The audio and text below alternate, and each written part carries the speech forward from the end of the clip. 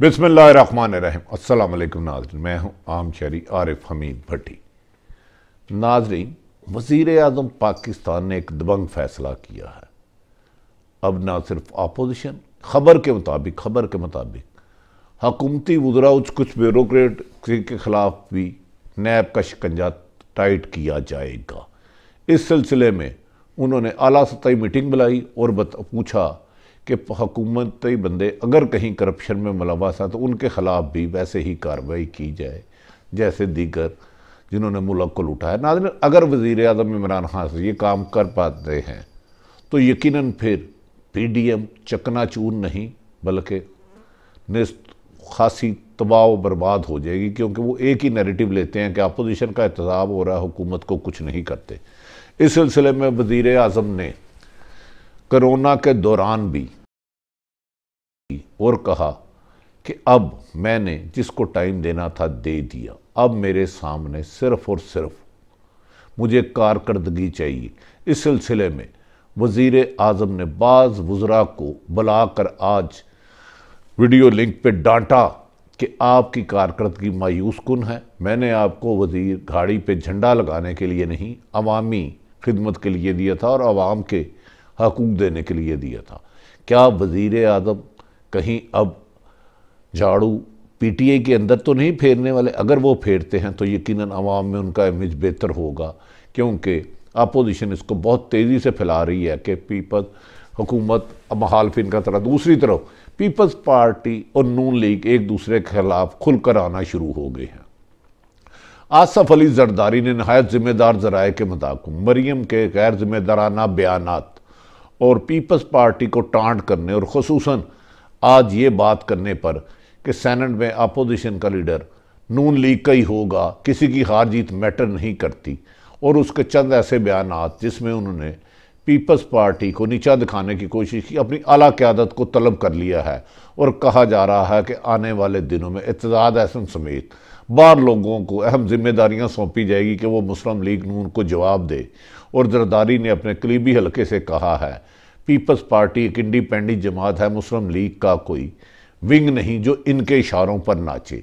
नाज़रीन, जैसे ही आसफ अली जरदारी अपनी आला क़यादत को तलब करके उनके साथ मशावरत करेंगे, उसके बाद लगता है कि PDM हुकूमत के ख़िलाफ़ तहरीक चलाने की बजाय एक दूसरे को नॉकआउट करते हुए रिंग में नज़र आएंगी। नाज़रीन, तीसरी तरफ एक और अहम डेवलपमेंट हुई है कि डॉलर की कीमत में वाज़िया कमी आई है, जिससे पाकिस्तान पर जो कर्जा वाजिबुल अदा था उसमें कम से कम 1400 अरब रुपया कर्जे में कमी आई है। और डॉलर की कीमत कदरे मज़ीद नीचे आने से पाकिस्तान के जो कर्जे हैं उस पर कमी वाक़या होगी और आइंदा जो कर्जे लेंगे उस पर कसर सूद भी कम होगा। जबकि चाइना समेत 3 ममालिक ने पाकिस्तान में इन्वेस्टमेंट करने की बड़ी इन्वेस्टमेंट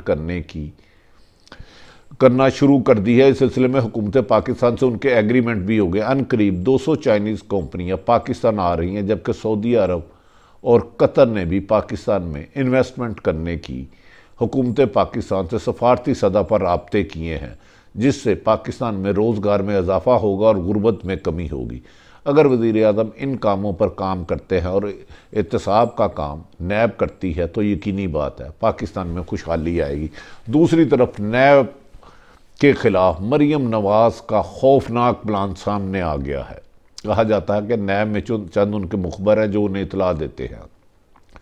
आज नवाज शरीफ की हदायत पर मरियम नवाज़ ने नैब और अदारों को खूब ललकारा और उनकी हिकमत अमली ये है कि 26 मार्च को जब वो नैब के दफ्तर जाएंगी तो हज़ारों लोग लेके जाएंगे। इस दौरान वो दंगा फसाद करेंगे और नैब के दफ्तर में जलाओ घेराव करेंगे। क्या इस हिकमत अमली जो मुस्लिम लीग नून ने बनाई है, इस सिलसिले में बाज़ कब्ज़ा ग्रुप, बुकिए और मनी लॉन्डर को जिम्मेदारी सौंपी गई है और लाहौर में जो क्रिमिनल रिकॉर्ड रखते हैं और दीगर शहरों में उन लोगों को जिम्मेदारियां सौंपी जाएगी कि वो मरियम नवाज़ के साथ जाए और नैब दफ्तर में पहुंचने से पहले हंगामा राई इतनी बड़ी बना दे कि नैब माजी की तरह डर के मारे मरियम को अंदर ही ना बुलाए और मरियम आ जाए। कहा जा रहा है इस सिलसिले में मौलाना फजलुर रहमान ने भी उनको आज कहा था कि उन्होंने जब नैब ने उनको बुलाया था तो उन्होंने नैब को धमकियां दी थी, डराया था कि अगर मुझे बुलाया तो मेरे वर्कर भी आएंगे और मैं हसास अदारे के बाहर एहतजाज करूंगा, और नैब ने डर के मुझे उसके बाद नहीं बुलाया। तो मरीम आप इसी स्ट्रेटजी पर पड़े, फिर मरीम ने इसी स्ट्रेटजी पर आज वर्कर कन्वेंशन में नैब को ललकारा। हमें तवक्को है कि मरीम नवाज़ जो 26 मार्च को मुल्क में हंगामा और लाहौर का अमन तबाह करना चाह रही हैं, नैब इस सिलसिले में अपनी हिकमत अमली बना के पुलिस की बजाय जिस पर जिम्मेदारी नहीं की जा सकती, रेंदर की मदद तलब कर सकती है ताकि मरीम नवाज़ साहबा आराम से जाए और अपना बयानात रिकॉर्ड कराए और कानून के मुताबिक बात कर सके। नाज़रीन, मरीम के इरादे खौफनाक है। वो कहती है मैं और हमज़ा शहबाज एक हैं, जबकि ऐसी हकीकत नहीं। अगर आप माजी में मरीम नवाज़ के 1000 बयाना देखें और हमज़ा शहबाज के एक बयाना देखें, दोनों के बयानिए में ज़मीन आसमान का फ़र्क है।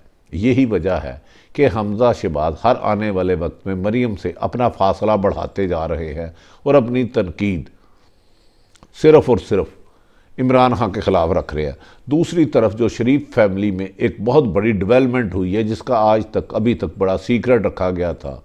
शहबाज शरीफ अभी तक खुद ज़मानत अप्लाई नहीं कर रहे। उन्होंने अपने बड़े भाई नवाज़ शरीफ को कहा है कि यहाँ तो जो आपने अपनी बेटी को जिम्मेदारी मरीम नवाज़ को दी है या उसका बयानिया चलेगा, अगर आपने मैंने बाहर आना है तो मैं मरीम के बयानिए के साथ नहीं चल सकता। मैंने अदारों को, इस्टेब्लिशमेंट और अदलिया को गाली गलोच नहीं दूंगा, मैं गाली गलोच ब्रिगेड का हिस्सा नहीं बनूंगा।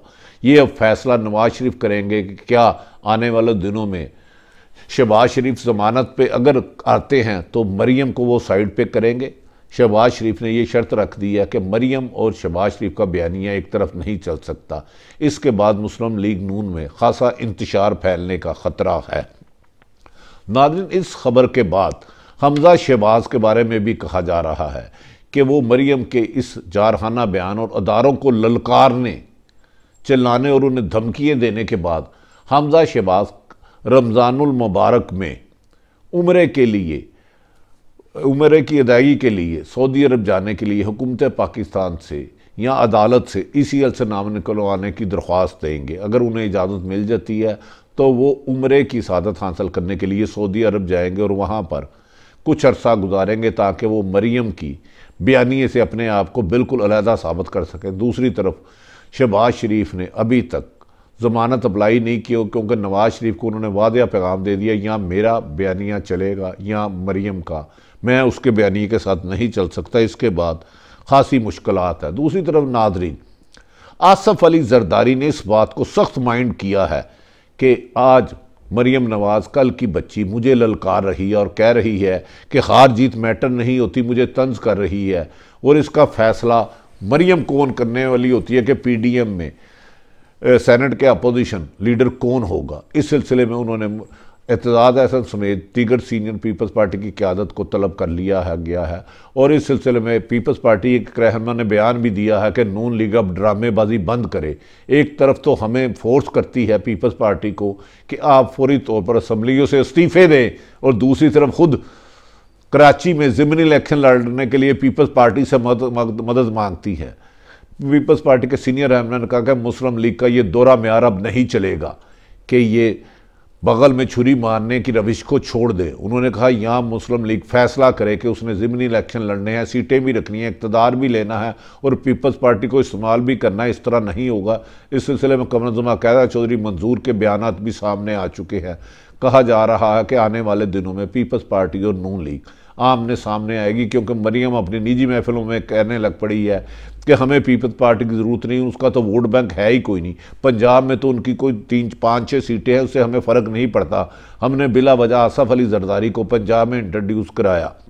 ये सारी इतलात जब आसफ अली जरदारी को पहुंची तो कहा जा रहा है कि उन्होंने मौलाना फजलुर रहमान से शिकवा किया कि मरीम को आप कंट्रोल करें, काबू में रखें। अगर मरीम ने बिलावल भुट्टो के पंजाब में जलसे कराए तो हमने मरीम को लाड़काना में भी खिताब करने का मौका दिया।